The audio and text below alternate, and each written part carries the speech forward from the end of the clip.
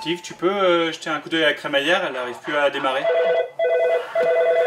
passe vers Moravia, mais je vais voir la crémaillère. Ok, merci. Oui, allô? Elle a très vite. Ah, c'est bon, elle est repartie. Elle est repartie, Steve, c'est bon. Merci. Nous sommes dans la gare de Chablais City, qui est vraiment on va appeler le cerveau du Suez Upper Park.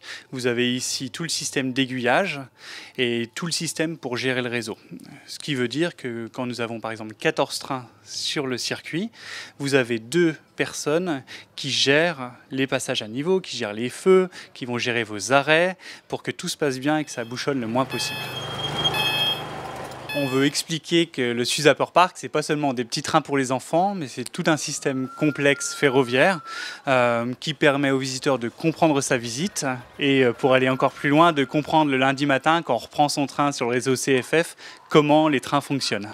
Tu t'arrêtes à la Prairie, toi, hein? Ouais, ok.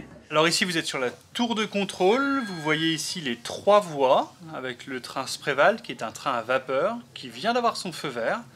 Rouge, c'est où le train est, et jaune, c'est où il va. Il y a plus d'une centaine de capteurs sur le réseau qui permettent d'identifier les trains à tout moment pour éviter par exemple tout risque de collision, pour éviter que les conducteurs roulent à plus de 8 km/h et pour vraiment que le client qui attend dans la gare X ou la gare Y n'attende pas plus de 3 minutes son train. Il peut y avoir des erreurs humaines, bien sûr. C'est pour ça que nous essayons de nous appuyer sur la machine et d'être un complément entre guillemets de la machine. Et puis, il peut y avoir des bugs techniques. Sur ces 100 capteurs, vous avez simplement des lames. Les trains passent sur ces lames et vont activer les feux rouges, les feux verts, les passages à niveau.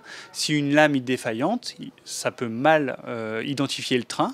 Et auquel cas, on intervient manuellement sur l'ordinateur, puis manuellement, techniquement, en changeant la lame qui permet l'identification du train. Le plus compliqué, c'est d'éviter les attentes et d'avoir un vrai œil sur la particularité de chaque train. Un train à vapeur doit s'arrêter plus longtemps en gare parce qu'il y a du travail, de pression, d'eau, de charbon, tandis qu'un train électrique, par exemple, peut aller plus rapidement.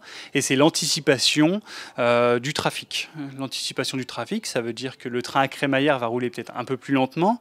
Donc, c'est indiqué au mécanicien qui est derrière le train à crémaillère d'adapter sa circulation, d'adapter sa vitesse et d'être très attentif à tout.